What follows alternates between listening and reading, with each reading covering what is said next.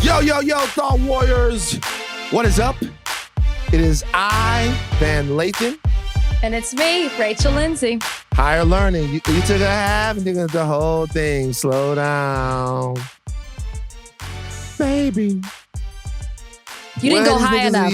Do it again. He only goes high. Do it again. No, do it again. But sometimes sometimes it's just baby. But then sometimes it's baby. Sometimes he goes, okay, man. Baby. You know what I'm saying? Where these niggas be at? I'm so excited right now. I'm so like I could ask you how your weekend was, but shouldn't I just say, wasn't it a magical weekend? It was fantastic. And I would like to know what you did. Because I feel like people did a variety of things to celebrate this magical weekend. I was just that Drake. You know what I'm saying? Surely that's not all you did. When they were doing all this and all that. I'm not telling you to relax. Anyway. No, I'm all jazzed up right now. No, so listen, Saturday morning I woke up, okay, and I am walking around, taking my morning walk. It was an eerie morning, Saturday morning, because it had just rained. The air smelled very clean. You know what I mean? Rain in LA is like almost a religious experience, right? It doesn't happen very often, but you know. So I'm walking around and Kalika texts me, she goes, CNN just called the race. I'm like, what? She's like, yes. And as soon as she said that, a light drizzle started. What, Van? I'm not doing it. I swear. As soon as but was it like something drizzling from like I don't know, you walked underneath something? No, or it was the rain. It was the tickling fingers of Jesus. Scintillating. He was saying, my son, I always told you it was going to be okay. Okay. And it hit me. And then after that, the opposite of Jesus happened because Tommy Alter called me. So then, Tommy calls me. Tommy goes, it's like literally like 9:30 in the morning or something like that. Tommy goes, come over right now. And I'm like, okay. So we go over to Tommy's house. We go over to Tommy's house. We're watching on TV. Then we go, fuck it. We get in the car. And we start driving all over the city and celebrating with the people on Santa Monica Boulevard. Oh, so you went to WeHo. I did. Tell me what it was like, because I stayed away from it. I'm going to be honest with you. It was one of the best experiences of my life. Oh, man, I missed it. And we didn't ever get out of the car, but I'll tell you why. There's a difference. There's a difference between knowing you're an American and then feeling like you're one. Good point. So we all know that we're in America. We're Americans. We know that we're sort of we are tethered together. We are joined together by the geography of where we were born, some of the circumstances, but it never really feels like it, right? Mm-hmm. It doesn't really feel like it because we're all living our individual lives. We all have different ideas about what this country is and how it should go. But then every once in a while, something happens to where you all feel together. Not all, because there are a lot of people that were upset that the race went the other way. But at least in this community, everyone was so happy. It's like everybody knew the score. You're looking across the street at someone, they look at you, they smile, you know why. Someone across on the other lane is honking their horn, you know why. We're all joined. We feel like we've accomplished something. Something has worked. And it was really a once-in-a-lifetime experience. And to be honest with you, even though I felt way more engaged after President Obama was elected, there's nothing that ever really has come close to that. This was actually even a little bit different because the euphoria, it's like when the fever breaks. Yeah. Yeah. You know, when the fever breaks, obviously you go, Jesus Christ, the fever was terrible, but there's this euphoric feeling of relief at the moment that you're not in pain anymore. Yeah. And that sometimes, sometimes I wonder if I'm addicted to that feeling, the feeling of, damn, I lived through it. I beat it. I overcame it. And that's kind of what Saturday felt like. Now, probably not a lot of reason for me to feel that way. There's so much work to be done, and this is not the dream candidate in any way. But it feels like at the end of Return of the Jedi, it seems like you killed the Emperor in a little bit. Okay, I don't know anything about that, but I agree with you. For those people who were like, you know what? there's still so much work to be done. I thought, but today is a day to celebrate. Can we at least relish in the moment that is? There's history being made with Kamala Harris. We got Trump out of office. There are things to celebrate. And there's a sense of hope that we haven't felt in a very long time. And especially in this year. Hearing you talk about your experience makes me wish that I had actually gone out. I had to work on Saturday, so I couldn't, but I got the alert on my phone. And then my husband texted me. And I came home. I definitely was like, I got to celebrate. I popped a bottle. I turned on the TV, and then I quickly turned it off because I was like, I don't want to watch news coverage. I don't want to hear them say what Trump is or isn't doing. I don't want them to talk about Trump supporters. I don't want them to talk about the electoral votes. I just want to take in this moment before I have to get my day started. So I turned off all coverage. Didn't want to be a part of any of it. I just wanted to rejoice by myself and my champagne bottle. And that's what I did. What kind of champagne? McBride's sisters. Have you talked to them? It's really sparkling wine. Not talked to them. Have you ever had their wine? Is it good? They're two Black women. They're sisters. Ooh. And it is amazing. They're Sauvignon Blanc. McBride's sisters. You can get it at Trader Joe's. It's so good. But that was my first time trying their sparkling wine. How did you physically feel after the election was finally called for Joe Biden? You know, I'm like you. When it happened with Obama, we found out that night in the moment. I think I've said this before on the podcast. I was in law school. I was in a room full of other white law students. I left because they weren't having the same reaction as me. And I went down to my room. And my roommate was a dental student, Black woman. We hugged each other and we just cried because we felt what was happening in the moment. I didn't have that reaction with Biden. I know there are a lot of celebrities who posted crying and emotional. For me, it was more like, it was a sigh of relief. That's how I felt. I felt lighter because I thought, okay, now I know where we're going and now we can focus on how to move forward. We had an answer. So I just more so felt lighter and a sigh of relief. Right. I understand that completely. You know what's interesting? Is I didn't have any problem watching the news coverage, and I don't have any problem watching the news coverage even now. And I think there's a reason why. I've been able to do something with President Trump that I wasn't even able to do with my first girlfriend. And that was? Move on. I've moved on from Donald Trump. There are still things that Donald Trump is going to be able to do. There is a lot of bullshit. There's a lot of lingo wrangling. There's a lot of stuff, a lot of noise, a lot of distractions, a lot of stuff to happen between now and January 20th. But you know what? He's an ex. I'm not checking the Facebook. I'm not asking other friends around how he looked today. You know what I mean? I'm not looking. I have moved on from Donald Trump. All I had to know was that there was something around the corner to look forward to. Yep. And I was ready to do that. And by the way, Kamala is not coming to America. It's not. Nope.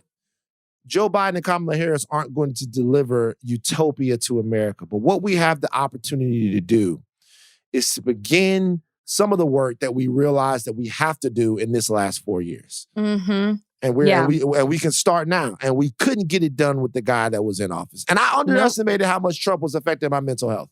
Just knowing that he is out of here and that it's imminent has like been a weight off of my shoulders. Really? Yes. Really? I mean, like, I know you talked about struggling with sleep and stuff. You felt like after Saturday, you slept better. Well, I mean, look, the sleep thing is always going to be a deal with me. The dreams I'm having are weird. I dreamed last night that I was talking to a rapper that had a lizard arm with like spines and scales on it. Okay. And I was kind of afraid that he was going to use the lizard arm, but then at the same to not to bite, but like it was the arm of a lizard that he was going to freak out because half of his body was like a lizard, even his eye. And we were in a room and I was kind of afraid that he was going to do something with the lizard arm, but he never did it. And then when I left the room, we were on the beach.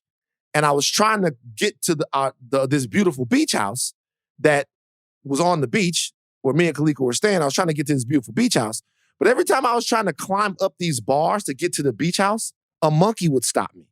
Okay. Van, I'm being serious. This was a dream. I don't even know where to start with this. And I have so many questions as well. One, Sure. Who was the rapper? Was it Drake? Because you keep singing Drake. It wasn't Drake. It was like an old school rapper. And he had like a silk shirt on. Like a silk shirt. But half a silk shirt because the other side No. He had the whole shirt on, but only the half of it. One half was a reptile. Oh, so it was short sleeve. It was short sleeve. So you could see the reptile arm. Yeah. Did he have a tail? No tail. Oh, okay. So there's just so many questions that I have. No tail. Okay. And the monkey? The monkey was a wet monkey. And for some reason, it's true. I'm not even joking. For some reason, I was, when I left wherever the rapper was and was on the beach, I was dragging a boat with me. Like the boat was like a pole, but all of a sudden it could turn into a boat. And I was dragging a boat with me and I never used the boat. So I checked the boat in and was like, I'm just going to go upstairs and go to sleep. But it was beautiful. This beach was beautiful. And there were people, everybody was wet. And there were people around me, right? And I was trying to get up the little thing and there was a monkey there. And the people that were by the monkey, they were white.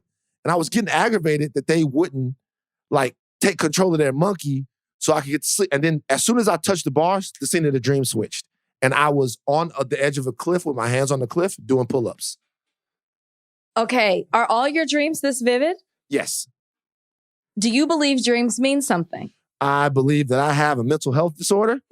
And it presents itself. It presents itself in one of my symptoms is vivid dreams. No. And I think that's what's going. I think that's what's going on. I have very, very vivid dreams as well. Right. And I'm a person who will wake up and then try to Google what that means. I mean, come on, Joseph. You know, biblical. I feel like dreams mean something, whether it's something, I don't know if you watched a movie with a monkey or a lizard, or maybe you really want a pet lizard. I'm not quite sure what's going on there, but you should look it up because dreams mean something. Yeah, I don't want to, because see, as soon as I look it up, it's going to be something whack. And then that's just another thing to worry about.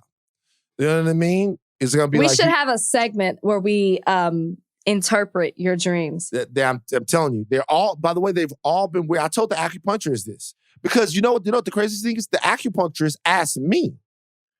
Because the acupuncturist was crazy. She looks at my tongue and she goes, show me your tongue. And I'm like, I show her my tongue and she goes, oh. Okay, and he's writing something down. Then she starts writing stuff down. I'm like, what does my tongue say? She goes, I shit you not. She goes, how have your dreams been recently?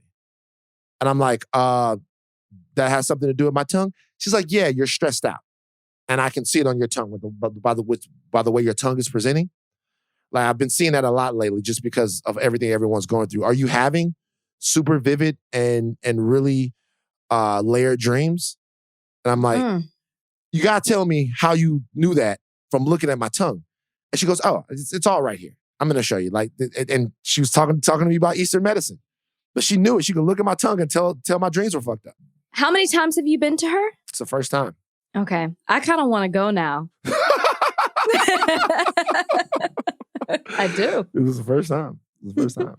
But yeah, so it was a really transformative weekend. We actually spent the whole day with my friend Tommy Alter. Like I went to his house, watched some of the stuff, came back. And then later on, we went back to watch President-elect Biden and Kamala Harris speak. Or I should say Kamala Harris and President-elect Biden speak because she was first, he was second. Then, of course, we stuck around for Dave Chappelle's monologue. Did you watch Dave Chappelle's monologue? I did. What'd you think? Did. I thought he held back a little bit. Interesting. I feel like, I mean, with Dave, you just never know what he's gonna do. But I thought it was great. I thought he was great. I mean, I don't really have too much to say about it. He was fantastic. I was happy to hear that he was doing the show because I feel like they announced it last week, but I don't really have much insight on it. What did you think? I thought it was good. Yeah, it was I great. thought it was good. I think, Chappelle always challenges the audience, and he did that, certainly, while he was up there. Challenged the audience on a lot of things. I think there's some people that are going to look at him saying, thank God for COVID and things like that, and think that those things are incredibly inappropriate to say given the loss of life. But, Chappelle's up there. He's a comedian. He's going to poke fun at things. He's going to look at things from a different lens, and kind of that's his deal. Now, so we do want to talk about a little bit the fact that now Biden and Harris are in the transition phase. They actually, just this morning, kind of took the first action in their transition,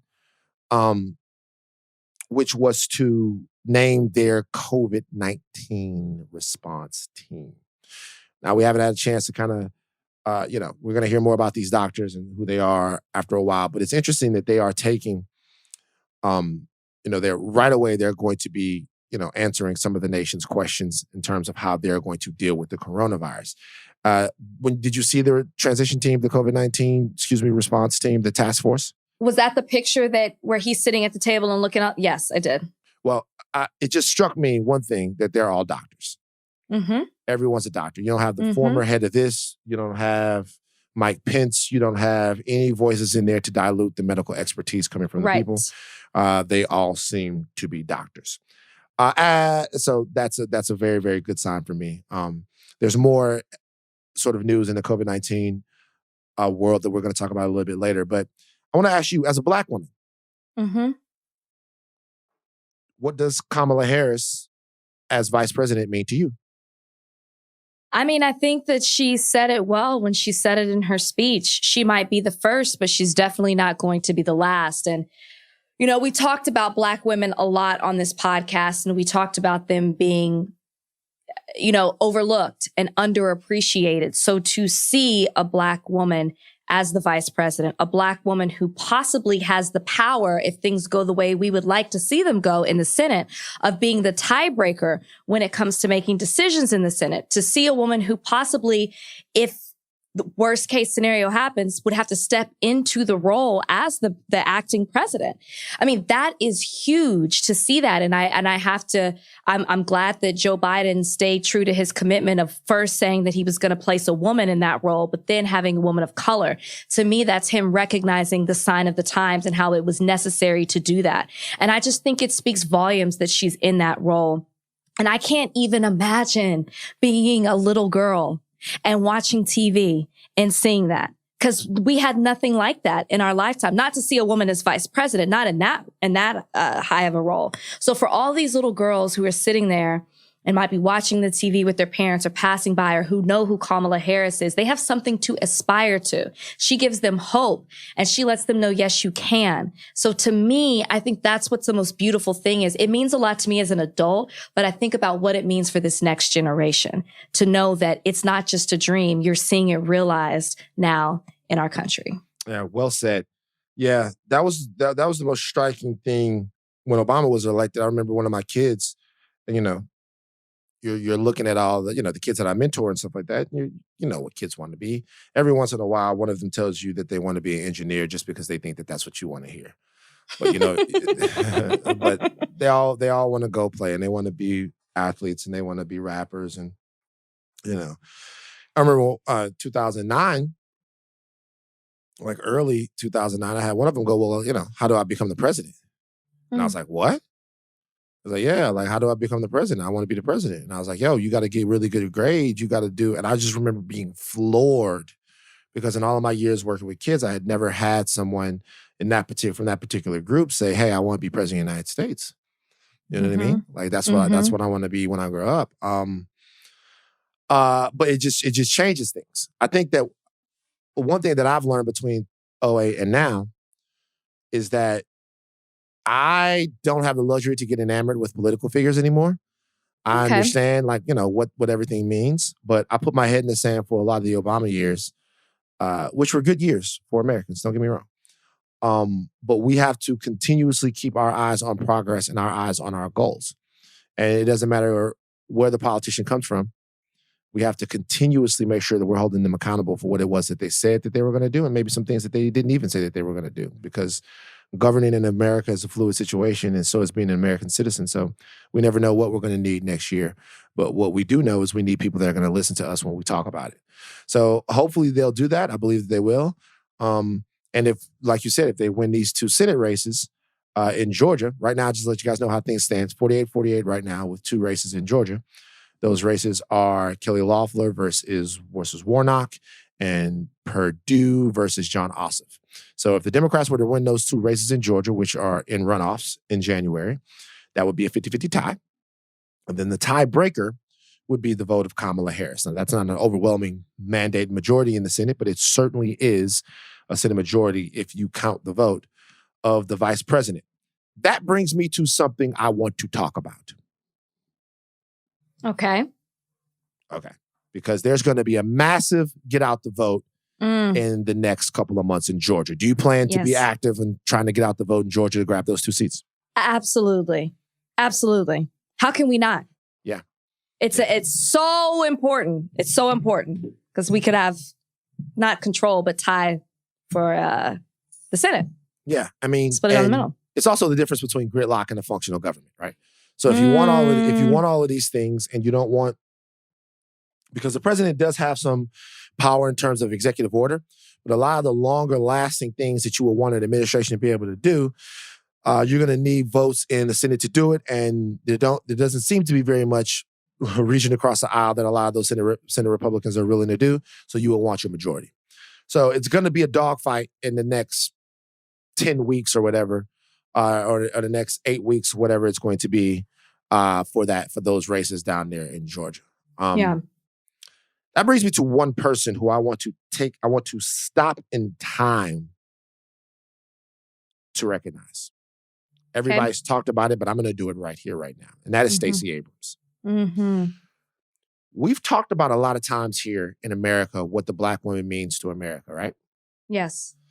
We talked about on this, or we've talked about in other places what the Black woman meant to this particular election, right?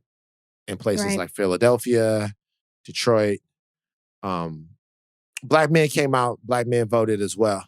But Black women held it down as the largest voting bloc and the most consistent voting bloc in the Democratic Party. In places like Georgia, places like Milwaukee, places like Philadelphia County. I'll tell you why Stacey Abrams right now, what she did epitomizes what Black women mean to America to me, in my opinion. Okay. Stacey Abrams was in a situation. She's been working for the same goal her entire life. And her goal has been the betterment of people. We had Stacey Abrams on, and there was a documentary about her that showed Stacey Abrams not decide to go into politics, and not decide to change the lives of the people in her community when she was 25, 30, or 35. You saw Stacey Abrams as a teenager, as a kid. Yeah. Making statements and devoting her life to making people's lives better. One, Black women spend their entire lives trying to make people around them, trying to make their lives better. Yeah. My mother spent her entire life worried about how I was going to have an amazing life. The women around me in my community, when they saw me walking on the wrong side of the street, spent their time telling me which side of the street to walk on. Miss Linda, my mom's friend, saw me eat a donut off of a piece of a plate that I wasn't supposed to eat. Stop laughing. Stop laughing, Rachel. She saw me eat a donut. This is what Miss Linda did. This is what happened. My mama had made a plate of donuts for Miss Linda and told me to take them over there. She set you up for failure. She set me up for failure. She set me up for failure.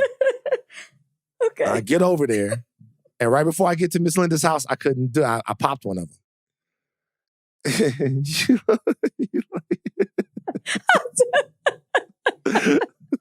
I just see it. I'm visualizing it as you speak, as you say it. I popped one of them. I ate one of the donuts.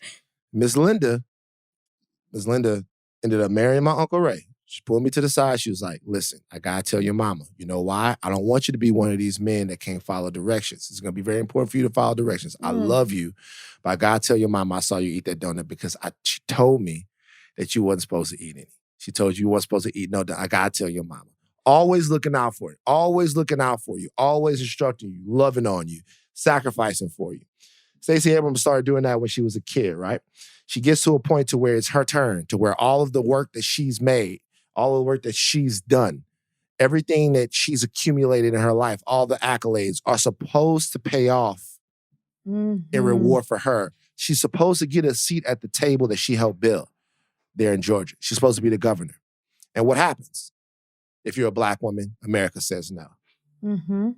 America says, hey, a less qualified, less competent, less with it, less invested white guy, he's going to get this spot. And how is he going to get it? Because it's easier for him to maneuver things around to get it. He's not going to outwork you. He's not going to outsmart you. He's not going to... And sometimes that guy is not a white guy when it comes to Black women. Sometimes that guy's a Black guy. Yeah. But they never seem, our sisters never seem to get what they deserve, to get recognized like they need to get deserved. Yeah. Like they deserve to get recognized, to get anything that they deserve, right? Here's the thing. After that happens, do they stop? Nope. No. They never do. They never do. Do they go wild out? Do they?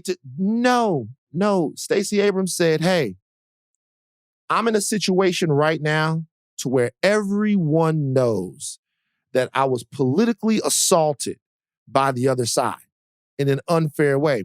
Doesn't matter. I'm going to make sure it doesn't happen to the next group of people. And she got with her organization, Fair Fight. And she turned out people in Georgia. And she worked for it. And she worked for it. And she worked for it. Not for her race anymore. Yeah. Her race was over. The selflessness, the tirelessness, and the absolute beauty of purpose of Black women that says, I'm just not going to stand for wrong. And she turned an American election. She snatched a state from the very people who snatched it from her. If you telling me that our country doesn't need more of that, there's nothing more American than that. Yeah. If you're telling me our country doesn't need more American, it doesn't need more of that, I'm asking, well, what the fuck do we need then? Yeah. So I thought about her all weekend long, Stacey Abrams. Yeah, well, you're not alone in that, because it's one of those things where, I think of Beyonce's song, Best Thing I Never Had, because there are times where you want something so bad and you can't understand why it didn't happen for you. But then there's a bigger purpose behind it. I'm not saying Stacey Abrams wouldn't be doing what she did if she had gotten the governor's seat, but the fact that she didn't get it, and then it fueled the fire for her to create what she has created and hasn't stopped, almost is an even bigger purpose for her, because she easily could have run again. And instead she said, you know what, I'm going to, not, like you said, not what happened to me is not going to happen to the next person. Wow. And she's still going. She's raising money for the Georgia Senate right now. She registered, I think it was 800,000 new voters, what she's been able to do. It is remarkable. And then she didn't just keep it to Georgia. What she does with Fair Fight, it's nationwide, what she's doing. And it really, really is beautiful to see. And the key word that you said that really stuck with me, and when I think about Stacey Abrams, is selfless. Because there are so many other avenues that she could have taken when this seat was taken away from her. She was cheated out of getting the seat, to be the seat. I keep saying that. She was cheated out of becoming governor. It was taken away from her. And she could have done so much, so many other things, but instead she decided to take that and give back. And she hasn't stopped. But I do want to ask you this question, though, because I thought about this too. She's done so much for the state of Georgia and just in general when it comes to voter suppression nationwide and registering people to vote. Do you want to see her stay in Georgia, or do you want to see her go into the Biden administration and do work from there? I want to see her do whatever she wants to do. As far as where she's most useful, I think she has a real affinity for where she's at. She really wants to serve the community where she's at. Although you never know in terms of, it's a hard question to answer because I don't know what she wants to do. Yeah. I do know that I think right now that she could win the governor's mansion. I think that in the future, Stacey Abrams will be the governor of Georgia. And if that is what she is, if that is what she wants to do, then, that's something that she she definitely still has a track for, if you ask me. So I just want, right now, I want Stacey Abrams, and the job's not over. Right now, I want Stacey Abrams to know how much we care about her. Yeah. And know how indebted we feel. That's what I want more than anything. And that we'll support her whatever she wants to do. And I love that she's leaving her mark too, because what her legacy is going to live on because of that documentary that she created as well. The next generation, I'm telling you, they're going to play that in schools. It's going to be a part of courses. That documentary explains so much about the history, not just of voter suppression, but just Black people and their struggle when it comes to fighting for rights in this country. It's amazing. But honestly, Van, as much as great of things as Stacey Abrams has done and continues to do, she's not the real heroine, is she? No, she's not. She's not. Not according to Eva Longoria. No. Listen, this is dicey. Okay, this is dicey. Okay. So let me wait a minute. Let me start this off by saying this. When I first got out here to LA, there was a huge Black versus Brown war that was going on, right? You said you got here to LA? When I first got here to LA, there was a big Black versus Brown thing that was going on. I think I talked about this on the podcast before. There's a big so when I first got to LA, it was 2006, and people were telling me, hey, the Mexican guys out in LA, they don't fuck with the Black guys out in LA, so be careful. It's Black versus Brown. I was like, for real? And they were like, yeah. So I devised a way to make sure that I was cool with my essays whenever I would go. Number one, if you saw someone wearing a Kobe jersey, then normally you was cool. He's cool, right? Because if you're fucking with the Kobe and the Lakers and them and stuff like that, he can't, you're not gonna be ready to knuckle up too much, right? But at the same time, if you saw somebody that had, tattoos all in their face, you might be fucked up. Because the essays really run shit around here. You might be fucked up if you see that, right? Mm-hmm. And of course, when I got down here, I was living in Van Nuys. Of course, what did I see? A guy with a Kobe jersey and fucking the tattoos in his face. And now you don't know which way to go. He turned out to be cool as hell. He used to play basketball all the time. He was good in the post. Good basketball player. So in analyzing what Eva Longoria said, I do not in any way want to discount, minimize, or cast aside what Latino women have done for the electorate or period. I don't want to do that at all. I don't want there to be any division between the two groups of people. I agree. Having said that, what the fuck was Eva Longoria thinking? Okay. And so if you guys don't know, Eva Longoria did an interview where she said, I guess basically what she said was... But I want to talk about what you just said about the women. The women of color showed up in big ways. Of course, you saw in Georgia what Black women have done, but the Latina women were the real heroines here, beating men in turnout in every state and voting for Biden-Harris at an average rate close to 3-1. So if you're listening to that, and I was, you automatically think that what she is saying is Black women were out there, but the real heroes were Latina women. I am not a Black woman. You are. How did you feel when you heard that? I guess I didn't have the extreme reaction, and this might come as a surprise to you, as the rest of Twitter did and a lot of other people, because look, I think she misspoke. She has since come out and said what she really meant to say. I think a lot of times when you're doing live TV, you say things and it's not what you intended for them to mean.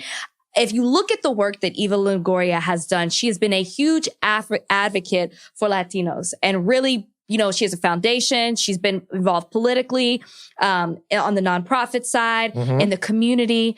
So I don't expect for her to be advocating for Black women, right? She's out there advocating for Latinos. She misspoke. The problem obviously is the statement of the real heroines are my group of people. So I understand the initial reaction, but when I saw it, I was like, okay, I'm going to give her the benefit of the doubt. And surely that's not what she means. I think and when I read her explanation, which she pretty much immediately put out after, I believe what she was trying to say. It sounded terrible. I'll agree, but I didn't feel like I needed to rake her over the coals because of the statement that she said. Interesting. Could you read for people what she said she meant? Sure. Just cuz. My wording was not clear, and I deeply regret that. There is such a history in our community of anti-Blackness in our community, and I would never want to contribute to that. So let me be very clear. Black women have long been the backbone of the Democratic Party, something we have seen played out in this election as well as previous ones. Finally, Black women don't have to do it alone any longer. Latinas, many who identify as Afro-Latina, Indigenous women, AAPI women, and other women of color are standing with them so we can grow our collective voice and power. Together, we are unstoppable. Nothing but love and support for Black women everywhere. You deserve a standing ovation. Okay. There you have it. What's, go ahead, talk to me, Van. Look, I have no issue with Eva Longoria. Zero issue. Never had an issue with her. Know a lot of people that know her. I've never met her before. Have no issue with her. Sometimes I get annoyed how it seems like people be coming out the side of their neck. Yeah. It just gets annoying after a while. Stop misspeaking about Black women. Don't misspeak about Black women. What's the other little girl? She's from Jane the Virgin. Well, you know her. You know who that is? They are two totally different people. Gina Rodriguez. Gina Rodriguez. One time, Gina Rodriguez was in. She's problematic. Was in an interview, and somebody asked her. Well, it wasn't somebody. It was Blogzilla that asked her, or was asking somebody else that was interviewing with Gina Rodriguez about, the representation of young Black women in animation. And Gina Rodriguez jumped in and she said, well, all women. And Blog came back and was like, no, Black women. Look, allyship is not easy. It's difficult. You have to want it. You have to want to do it. And the one thing that you can't do while being an ally is talk about yourself, right? The immigration issue in and of itself is an issue where Black people have to take a back seat to the wants and the needs of the Latino culture, of the Latino culture, right? Mm-hmm. And we're talking about different groups of Latinos who are having issues immigrating and who want to talk about a more open immigration policy. We can't go out there and act as if that's something that we know the ins and outs about, because it's not our families that are going through it, right? Right. So in a conversation that was about that, you can't turn around and make it about yourself. And the reality is that there's no denying the fact that Black women have made up the loudest and proudest group of people for the Democratic Party. When I say Black women, I mean, I'm not even a part of that. I'm a Black man, and we showed up big time. Don't get me wrong. But Sure. Black women showed up even more than we did. Mm-hmm. So stop butting them. Yeah. And I'm not saying she was even trying to do that, but I'm saying stop butting Black women. Give everybody their space. And even the whole thing for me, I get that that's not what she was trying to do, but we do have to acknowledge the fact that happens to sisters a lot. Yeah, but this is what we doing over here. Stop, pause, give them their flowers, let them smell them, and then talk your shit. And then we'll do the same on the other side. That's what allyship is. I get it. But I guess it gets lost when you start throwing in a Gina Rodriguez. She's totally different. Because when I'm looking at, I agree that people should have. By the way, I agree that people should have held Eva Longoria accountable for what she said. Because the correct thing to say was, well, let's also talk about how Latina women came out as well and how we came together collectively. Like what she said in that statement is what she should have said. But instead, that person who interviewed her said women of color, and she separated women of color by just focusing on her own people. And that was what she said. She said Black women, and then she came back and said, but she separated. Just the real heroes thing. Yeah. When I heard that, I was burnt. I was like, what? It was a separation. She did. She put a wedge in, and that was a problem. And it was a problem that she needed to be held accountable for, which she was. She came out. I'm 100% for that. But I guess I didn't have the strong reaction that a lot of people had. Because I guess I gave her the benefit of the doubt, right? Same way you gave me the benefit of the doubt when you saw a picture of me at a Halloween party. Surely that can't be the whole story. That's what I did with her. I thought, surely she misspoke. Please let her come out and explain what she said. Surely looking at all the work that she does, that to me is in stark contrast for who she represents. Look, I'll be honest with you. It's all gravy. It's gravy. It's gravy. It's just, it's just everybody's thing. Sensitivities are a little heightened. Right? It was disappointing, it's especially coming from her. It's all gravy. I get it. It's all gravy. I used to fuck with Desperate Housewives. I used to watch it. Oh, I rewatched it during quarantine. Did you? Yeah. Wouldn't know. I'm not gonna go that far now. Now, so all gravy, but look, just let you know, the protect Black women thing is real. And there's a lot of people out there, if you start coming for the sisters or talking about what they do or what they don't do or who does it better, then there's going to be a conversation. And it's about time. I love that everybody gets upset when somebody does something against Black women. We love to see it. Yeah, love to see it. There was only one bad part about my weekend. And that was? This continued narrative. I already know where you're going with situation between myself and Van Jones of CNN. Now, I want people to understand what happens here.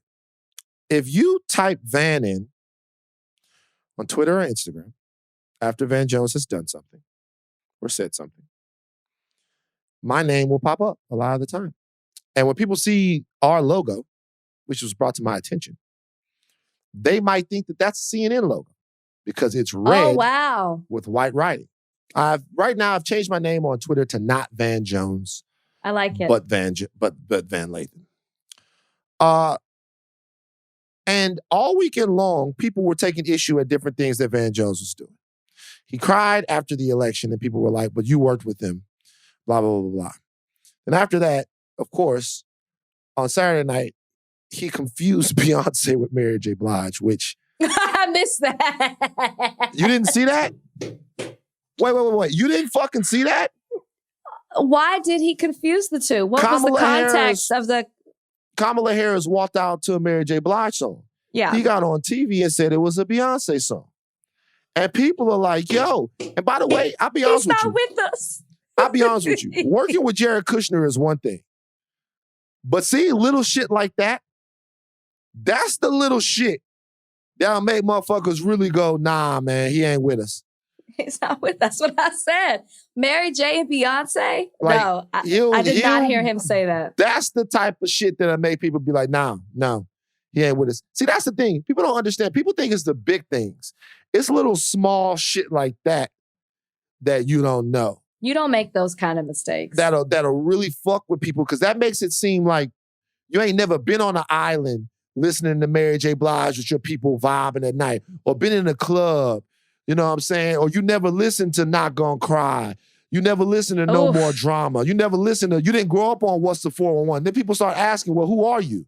Right. That's the type of shit that really makes people go, who is this guy?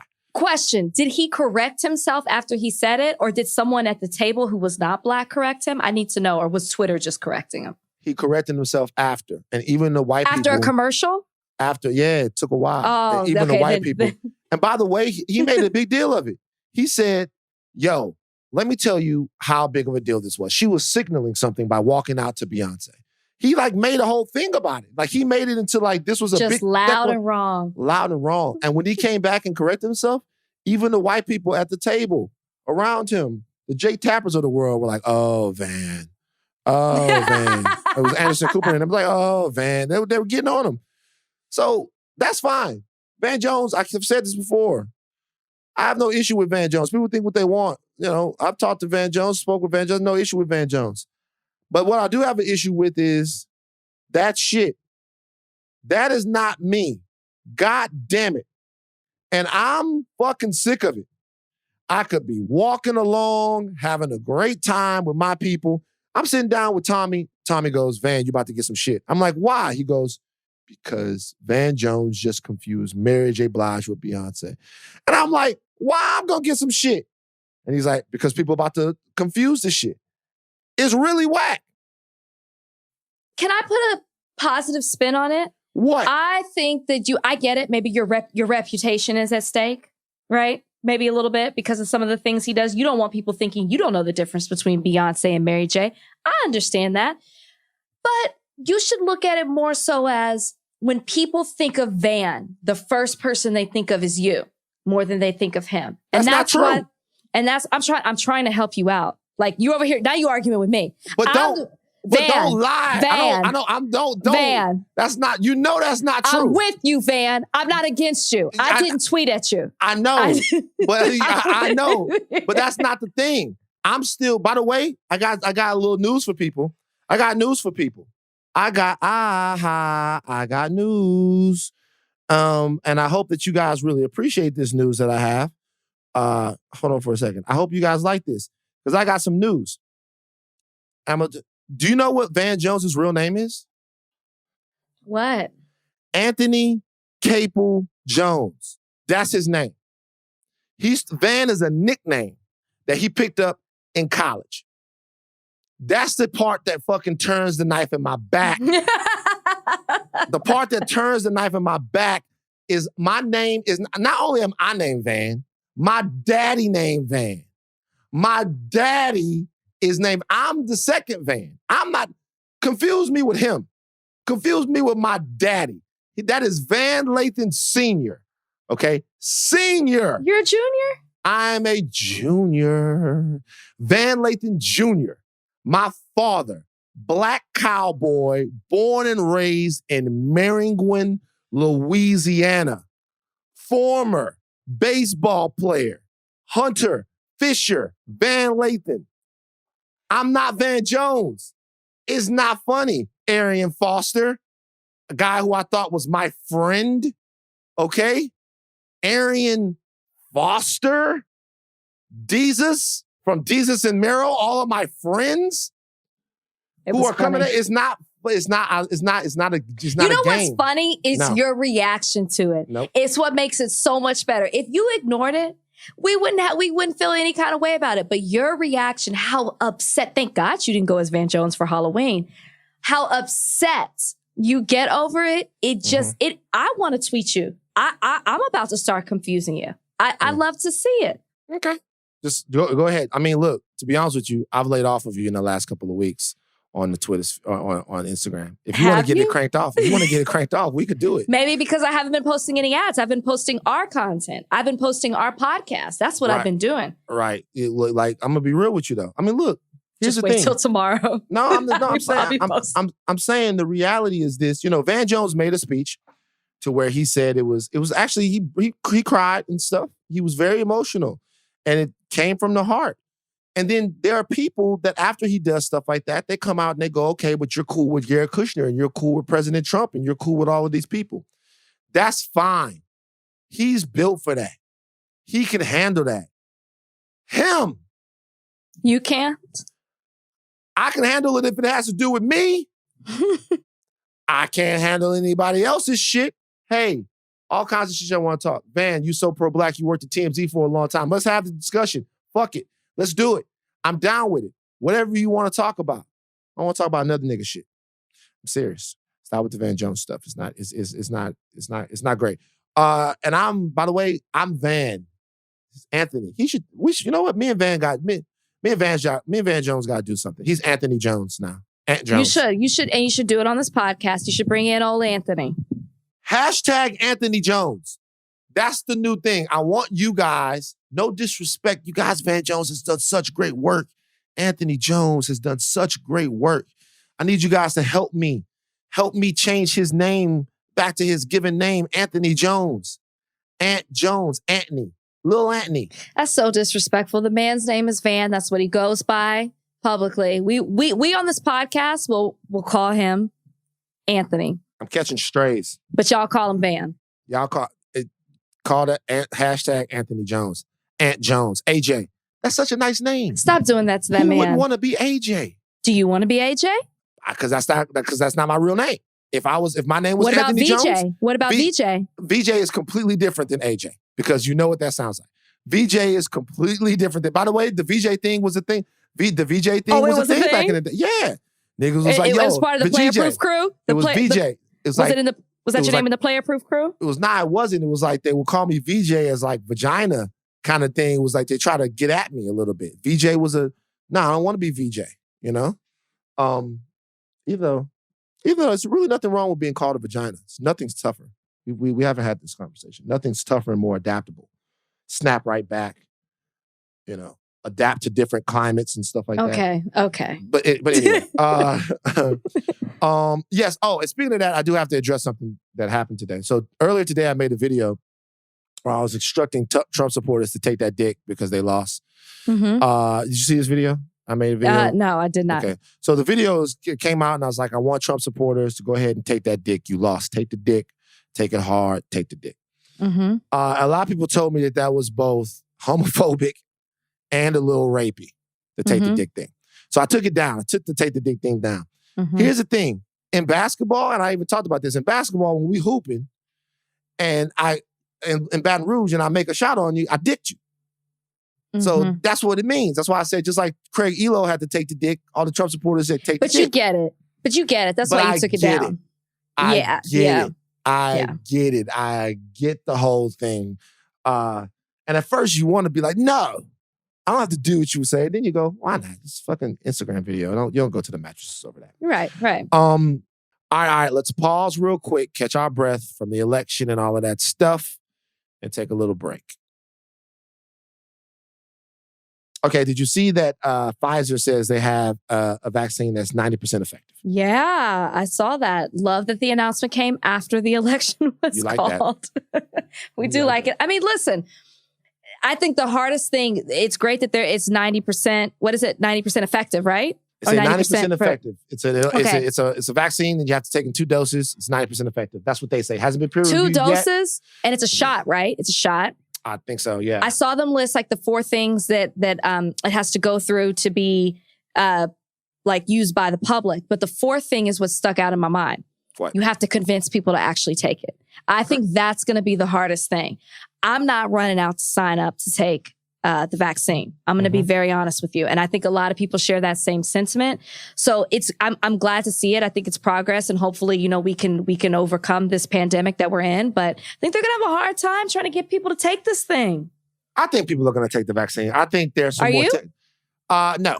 I think, well, I'm going to take it eventually. That's two for two. I'm going to take it eventually. But you need to see some people go through it first. Yeah, but the reality is that, that's kind of how we are in the community. White people will take the vaccine just for a dare. You know what I mean? Just to see what's going to happen. Like, you think niggas like David Blaine not going to take the vaccine? He's going to be the first guy that they'll take the vaccine just for whatever. Okay, David Blaine. Not everybody is that man. They do. Anybody who would take a Saturday and go whitewater rafting for fun when you can drown. You can drown in Colorado just for fun. They'll take a vaccine. So after they take it and they don't grow a 3rd arm, I'll take the vaccine. I expect fully to get vaccinated. Oh my God. You just said it. That's your dream. What? That's the dream right there. You said if anybody doesn't grow a 3rd arm, it's a lizard arm. It's a lizard arm. That's the dream. There you go. Shit. Listen, segment here. Let me interpret your dreams. That's it. That is a good segment, what you interpreting my dreams, because that could be true. Because maybe the guy had 1 lizard arm because he took the vaccine. Yeah. And maybe that's why I was iffy about him. Interesting. Because these are the things that are in my mind. Yeah, so maybe I'm they come out telling you. in my dreams. That was it. So there are a couple of things about the vaccine that you need to know. Number 1, the vaccine has to be refrigerated, which means that because it requires such intense refrigeration, that there might be parts of the world where it's less likely that you're able to get a vaccine, because there are parts of the world that don't have electricity and things like that to be able to get the vaccine. But it looks like a lot of Americans will be able to get it. Another thing that Pfizer did, which you actually have to give the Trump administration some credit for, is that this particular vaccine was stockpiled in advance in case there was some efficacy found to it. So there are going to be a lot of stockpiles of this. Not saying that there's going to be enough to, give 340 million people a vaccine on January 1st, but there should be enough. The challenges in this vaccine are going to be, number 1, making sure that it's safe, making sure that it's peer reviewed and that these findings from the independent board over there that worked with Pfizer are in fact correct. And then, of course, mobilizing the military to get a dose out to everyone as soon as possible. But if in fact the vaccine is 90% effective, that goes way further than what you would really need to stop the pandemic. They were expecting a vaccine. I think your flu vaccines are between 40 and 60% effective. So if this vaccine is 90% effective right, for any amount of time, then that's potentially an end game. So that would be, monumental. Now, here's my question. Like, the flu has different strands. COVID does as well, right? Yes. So does this vaccination, is it effective against all strands or just a certain type of strand? I don't know if you know that. But I don't. And there, it's mutating. There's a new mink strand. So like the strand that the minks caught over in Europe right now. I don't know how effective it is in terms of that. But I mean, that's all information that we'll know. Even the flu vaccine, they have to change it, pretty regularly to make sure that it's providing people with enough protection. So we'll kind of see how that goes. Ben Carson tested positive for COVID. It's only a matter of time. Ben Carson tested positive for COVID. The president and his whole administration are absolute dumpster fire in terms of containing this disease. Ben Carson tested positive for COVID. And now the whole situation is fucked. I am not a fan of Ben Carson, but, I'm not a fan of a lot of people. There's nothing about me that hopes that this man gets gravely ill. Sure. So, yeah, hope that he's okay. All right, we're about to get to the Bachelor recap, but before we get to it, take a little break.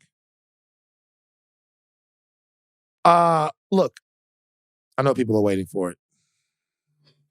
People were mad about it. We're mad about what? What you're about to do next. That it didn't happen last week. Yeah, that it didn't happen last week. They were like, where is it? And I'm sorry, we're in the middle of trying to figure out who the next president of the United States is. Apologies that we didn't get to the Bachelorette recap, but, without further ado, go ahead and proceed. And before I forget, I do want to say something right before the Bachelor recap. I want to say rest in peace to King Von, who's a rapper that was shot. I just want to talk to the young brothers real quick that might be watching that. Yo, every time you kill a black man like that, every time you kill a black man, period, you are not just killing him, you are burning down a forest. Gilly said this, and he was right. These young men that come up and make it out of those situations have the opportunity to elevate so many different people along with them in their ascension and change so many different trajectories of life. I remember back in the day, I heard Ludacris rap, and he was talking about how his cousin, how he put him through culinary arts school. I think to myself, what does a cousin do if Ludacris doesn't become one of the biggest rappers? And this situation is no different amongst different communities, but the reality is that we just have less black men to lose. We have less of them to lose. We need more of them to make an impact. So we have to figure out how to get these guys to stop playing with these guns. Dead in front of a hookah lounge in Atlanta over nothing is not the way you want people to go at the age of 26. So very saddened to have heard that. Now, right from that into the Bachelorette recap. I watched this episode of The Bachelor. Two things to Bachelorette. I'm going to tell you, I'm going to start here. I hate Claire and Dale. Wow, these are strong words. This is a big place to start. I cannot stand Claire and Dale. I don't think this is fair, but go ahead. You're talking to a Claire defender, so that's go fine. Ahead. Defender. That's what you can do. Defender. Okay. I think that the whole thing is rotten. Okay? I think it's rotten. I don't like it. I'm glad that they're in love. But the fact that she was pining for him for months before they got there, no dice, baby. And I'll tell you something else about this whole situation. This whole situation has to do with whether or not you're a Dale or not. See, if you're a Dale, low body fat, tall, wide receiver, if you're a Dale in real life, then you understand the whole Dale thing. But see, if you're not, and you're relying on getting in front of the woman and using your humor, your wit, your winning personality to win her over, but you can't because she already fell in love with an Instagram picture. You're watching this whole thing and you're livid. And I don't know if people know, I'm not a Dale. Never been a Dale before. Oh, they got it from your rant just now. Right. I'm not a Dale. I'm the type of guy that had to, we've talked about it before, I'm not going back over it. Took a lot. I had to, almost every woman that I dated in my 20s, I had to have the Bachelorette show play out. I had to go on several different dates. I had to go through all different types of situations and do all of this stuff. And then at the end, after months and months of Dale's coming and going in her life, now I get chose. All right? That's how it had to happen. So I hate it. I can't stand it. Claire, fine though. You're a hater, is what you're saying. I'm not a hater at all. But I actually you don't can think it's fair. talk all around it. Why? Well, okay. I actually let's break don't this. think it's fair. Why not? She had her she looked at all the men that were announced for her season. Some came that were a surprise to her that weren't announced initially.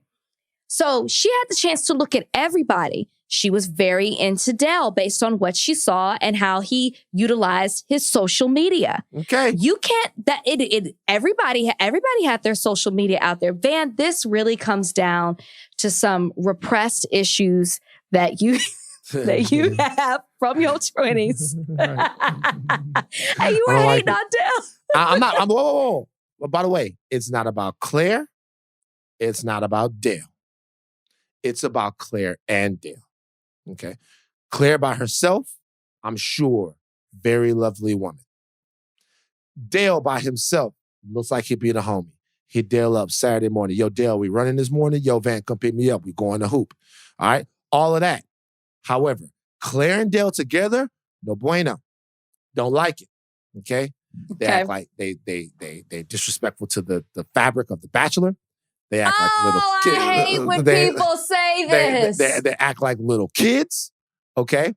They break all the rules. There's no structure. There's no game. The rest of these guys are looking like a bunch of chumps. Every single one of those guys, they should take their names away. It should be chump number 1, chump number 2, chump number 3, chump number 4. Okay? The only one that's not a chump is my man Bennett. Bennett is not a chump. Bennett is that motherfucking dude. That's who Bennett is. Bennett is that guy. You know what I'm saying? Bennett come to LA, me and Bennett going to Santa Monica. Drinks on the beach. Can I ask you a question? What? I hate when people say it doesn't follow the structure of the show. Because here's my question to that. Sure. So you'd rather see Claire go through 10 weeks of where they're not actors and actresses, faking relationships just because that's the structure of the show? Or would you rather just let her do her thing, find her man, and let's bring somebody else in who is going to follow the show? Look, interesting question. Good question. For the guys that are on the show, it's better that they brought somebody else in because Claire, because now they have an actual shot at finding love on a television game show, which is fucking insane. I'm sorry. Show. I know that it worked. It's a game show. It's a TV game show. It is insane. It's crazy that Brian and I are married. It doesn't make sense. Right. So now they have a chance. Now, having said that,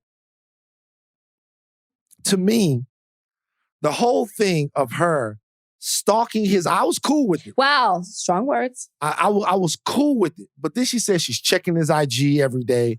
She's looking at his IG. It's just like, to me, it's not fucking fair.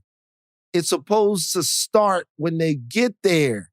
It's supposed to start. COVID happened. I know. I just don't like it. Okay, that's fair. And then they also become bumbling idiots when they're in each other's presence. It's become, even when they were making the salad at the end. Hey, that was a little much. Hey, it's me, Dale. Ha ha, it's Dale. Ha ha, Rescue Rangers. It's me, Dale. Look, it's me. Check it. What are we doing, Claire? What are we making? And it seemed like she's about to fucking talk about she's making some lasagna or something. We're making a salad. Ha! You're putting lettuce in a bowl. You're not that excited about it. I'm just being, you're not that excited about it. I think that's them.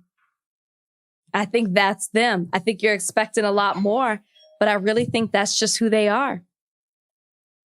I know. Now, in this particular episode, there were other people who stood out. Canadian Blake. You've been talking about him. Canadian Blake is an obvious incel. It's Canadian Blake is to me. He's on an Eric Trump list of patheticness to me. Canadian Blake is terrible. Okay, everybody else is actually starting to become cooler to me. The only other guy that I didn't like was what's the dude with the tattoos? The guy with the tattoos who Kenny, the boy band manager, who was continuously making her apologize more. The apology scene, yeah, when she was up there apologizing, my heart went out to her from there because it seemed like she actually cared about the way the rest of the guys felt. Because remember, Claire not around Dale, cool person. Claire with Dale, Tina Fey, Mean Girls. Wow. I find it interesting that you don't like Blake when you two kind of have the same sentiment when it comes to it's not fair. It's not fair. That's what Blake continued to express. Yeah. So did you and your whole thing. I mean, it sounds like you and Blake might really get along. But here's the difference between me and Blake. I've learned to handle my rejection and tuck it way, way, way deep. You would never even know. If you were Blake, if I was on the show, oh my God, you'd never know. I promise you, Rachel. If I was on the show, they'd be like, Van, how do you feel about Claire and Dale? I'd be like, you know what I feel? I feel like it's so amazing that love conquers all.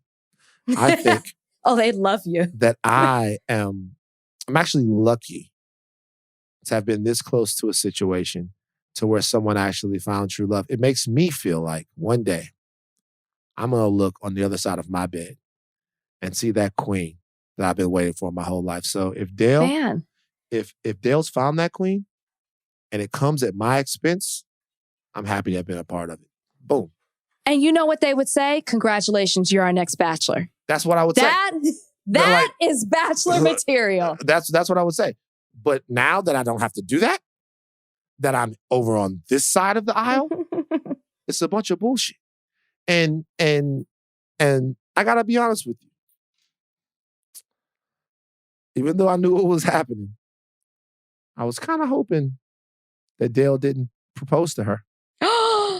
You were so awful. Did you think that he wasn't? By the way, they aired the show? Yes and no, because I've never seen the show before. So I know. But at the same time, you're like, you don't really know. There could be something crazy. But there was, you see it around town and they're together. Also, the whole Tayshia thing, I'm not very excited for it. Like, they haven't been able to really build the tension and the excitement for Tayshia coming in. When they brought Tayshia in, Tayshia looked like a deer in headlights for a lot of it. She looked like they managed to make her look overwhelmed. I don't think it was a good thing to tease like she's second fiddle in some way. They tease it as if, oh, do I feel like these guys want me? As if that type of role reversal took a little bit out of the air out of my sails a little bit. I wanted the guys to feel like they had another chance to love, or bring in all new guys or something. But to have her out there and be like, yo, am I these guys as sloppy seconds? I didn't really, I was sad for her in that little time that they did that little thing. I think that's what they wanted the viewers to feel, because you understood that she has no idea what she's walking into. Are these men going to like me? I'm the complete opposite from Claire in every single way. How do I even know that they're going to be into me? That was a real fear of hers. And I think that they wanted us to feel sorry for her and kind of left us hanging as to how they're going to respond to her. This is what I think is going to be interesting. You've never seen the show before. This is all you know of The Bachelor, Bachelorette. Sure. So you've been basing it off of what you saw go down with Claire and Dell. Tayshia's going to be a more traditional season. I think you're going, mark my words, you're going to long for the Claire and Dell drama. Claire and Dale? You think I'm going to long for Claire and Dale, the Rescue Rangers? No, not them. Chip and Dale. Not Chip and Dale. You're not going to, not that you want them, but that type of episode where you're like, what the hell is happening each week? We have no idea. I think you're going to long for the lack of structure versus the structure. Be interesting. We'll see. Yeah. We'll see. I'll tell you what I won't long for is completely disregarding the rules of the game, okay, and completely disrespecting guys like Yoda Riley, okay, Pointy Ears Riley. I just realized you said Yoda Riley. Boy band manager, Incel Blake, Fat Lyman dude, who was great about it. Jason was Fat Lyman. Like he was. You ever see Little Giants? Fat Lyman, right? Yes. Like Fat Lyman. He was great about it. He was the best one about it. But I don't know, man. Keep watching this next episode. I think it is more of the format. So I will be interested in your take. But aren't you happy though? Now we can acknowledge Tayshia because we've been like rumored Tayshia. She's here now. Now it's her season. She's a woman of color. Let's see how they navigate this. Yeah, we'll see. We'll see. So it is disappointed. Interesting it is interesting that Tayshia takes over in the same week that Donald Trump gets beat by black women. So it's good. I don't know, man. They gotta really bring it, man. Like, what are you expecting from her? What are you expecting her to do? I'm expecting her to shake it up a little bit, to really call these guys out. Round them up all in a row and say, hey, are you here for me? Or are you here to still be in the show? Because if not, get off. And obviously guys that are so hurt by what happened with Claire, they're not going to be there for Tayshia. Like Blake, Incel Blake, they can, they should might as well get Incel Blake off there. Actually, you know what? Don't get him off there. Keep Incel Blake on the show as long as possible so we can keep an eye on him. We need to know where he's at. At all times. We need to know where he's at all times. Because he's a serial killer. They should put him, they should make him, if they really want to protect people in Canada, in his community, they should make him the next Bachelor. So at least there'll be a block of time. So some woman's going to be stuck with him? No, but there'll be a block of time where we can investigate him and things that have gone on in his past without him being at home, because they'll have to do another bubble. They do background checks, just FYI. But no, we don't need a background check. We need a life check. Active. Not background. We need to, anyway. But it was a good episode, but I'm and then Claire and Dale are coming back to the show. Why? I saw that. They teased that. So normally you get a reunion. Well, why would we have a reunion for Claire's season? So it's Claire and Dale coming back to talk about what went down during their season. So that night that he stayed over, they had sex that night. I can't confirm, but it definitely looked like it. I would say yes. And they hadn't had sex before. You don't think? No.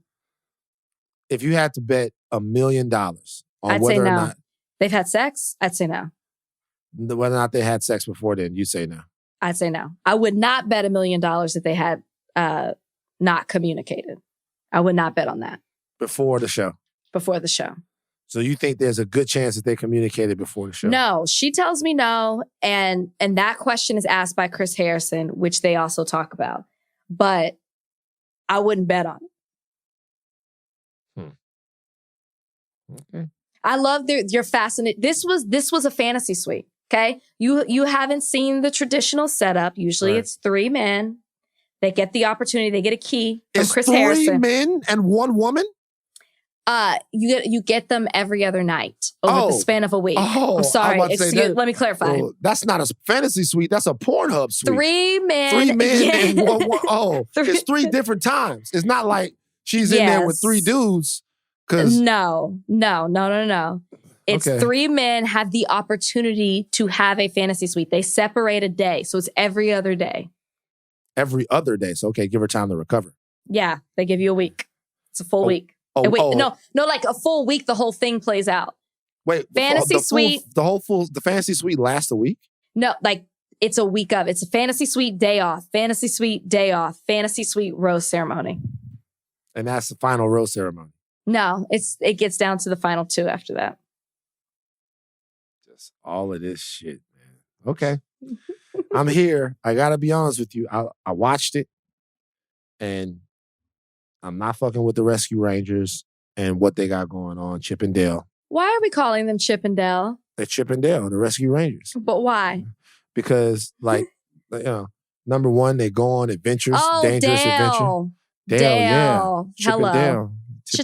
Chippin'. I got you. Rescue Rangers. Chip and Dale. That's who they are. So that's who they are, the Rescue Rangers. Because when I would watch those cartoons back in the day. I'm mad I asked. When I would watch those cartoons back in the day, they always make it seem like the most important thing in the world is friendship. Right? It's not a bad message to put out there. You watch the Care Bears, my or favorite, the Rescue Rangers and something like that, and you never hear about the Care Bears talk about where they're gonna live, like what they eat. They never talk about paying the rent or nothing. The only fucking thing they talk about is friendship. Right? It's all about friendship. I can do it all because I have friends. I can do all of this because I have friends. And Chip and Dale, the Rescue Rangers, are you my friend? We're friends. It's like they sell friendship. And that's a bad thing. Well, I'm just saying that's not real life. They're kids. It's kids. It's like in real life, you can't just be all about. It can't just be, I feel great, because even on Saved by the Bell. So you wanted Chip and Dale. You wanted Dale to say to Chip, hey, it's the first of the month. Make sure you pay the rent. That's like, they got to, wait a minute. Think about it, though. Think about it. They got a plane.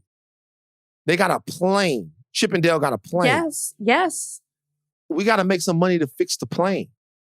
Okay?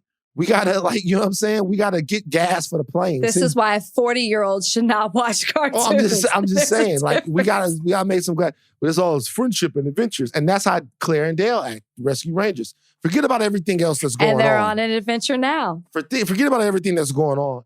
Everybody else's feelings, and there's a whole show about this. Nothing matters more than our relationship. Nothing matters more about it. It's just not realistic. That's why they're the Rescue Rangers, Chip and Dale. They're talking chipmunks. And Dales. Why? Chip and Dale. What's realistic? They're talking animals. We went to Disneyland, 91. Okay. 91, we went to Disneyland, 1991. Two things happened. Number one, I got my ass whooped at Disneyland. That's the first thing. Okay, I'll tell you why. Tell you why. Went to Disneyland, had a great day. I wanted to ride Splash Mountain. Mm-hmm. Nobody was trying to get wet. You don't even get that wet on Splash Mountain. Nobody was trying to get wet. I was trying to ride Splash Mountain. My family wouldn't ride Splash Mountain. I left. And walked. I left the family and wandered around. It's 11 years old. And wandered around and found Splash Mountain. And I was waiting in line for Splash Mountain. And I heard, Van! Van! And I didn't get out of line because I was too scared to go back and find my dad. And all of a sudden, I saw the line fucking party. I saw the line parting. It was parting. And all I could see, the fucking cowboy hat, the top of his cowboy hat was like goddamn Jaws. Okay? It was like Jaws parting through the line. Party. He came, he grabbed me by the back of my neck, and he walked me out. And I thought I thought at least he'd wait until the parking lot. I thought he'd at least wait until the parking lot. How long did he wait?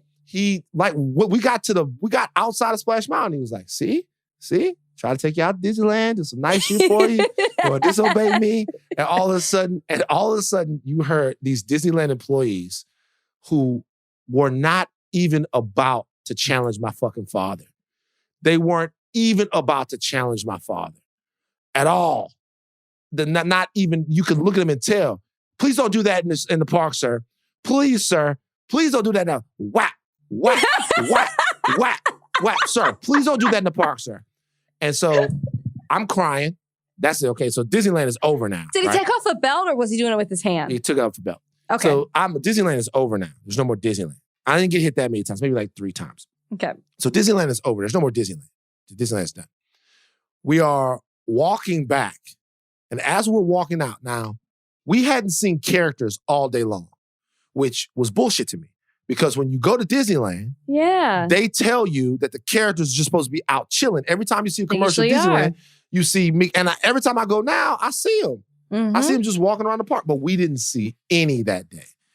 And I remember when we were leaving. My dad, who will whoop your ass and then be over it one moment after, right? My dad will whoop your ass. I would catch whoopings at home and I'll be sitting right there crying. And my dad would be like, hey, look at Michael Jackson. You know what I'm saying? And so we leaving, right? And as we're leaving, I'm crying. I'm doing the and my dad has still got his hand on me. He goes, oh, look, boy, there go some of the people right there. Look at him. Look at him, son. Boy, look at the goddamn people. And I look over there, and was it Mickey? Was it Minnie? Was it Daffy? Not Daffy. But was it Mickey? Was it Minnie? Was it Donald Duck? Mm-hmm. Was it any of the starters? Was it even fucking Goofy? You know who it was? Who? It was Chip and Dale. The motherfucking Rescue Rangers. You think I got my ass whooped and we drove all the way so that I could see Chip and Dale. The fucking Rescue Rangers at Disneyland? No fucking way. Did you take a picture? No, I didn't take a picture. I'm not taking a picture with the goddamn Rescue Rangers. Like, no way. You know what I'm saying? Like, you come out. I didn't even know that they walked around Disney. That's who it was. It was Chip and Dale. And so I have a special distaste in my heart for the Rescue Rangers. And now, same place Claire and Dale are. Okay. I hope they're in love, though. They seem very happy. So They do. All right. That being said. Right. They seem very happy. All right, listen, guys. So happy to have this national nightmare over. But it is not over. The work is just beginning.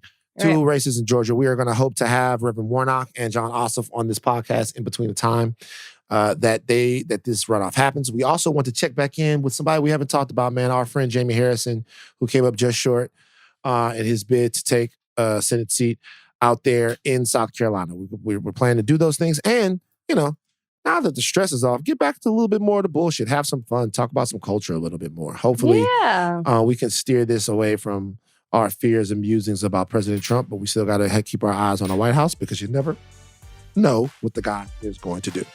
All right. That's it. Take your thin caps off, but do not stop learning. I am Van Lathan. I'm Rachel Lindsay. We are out.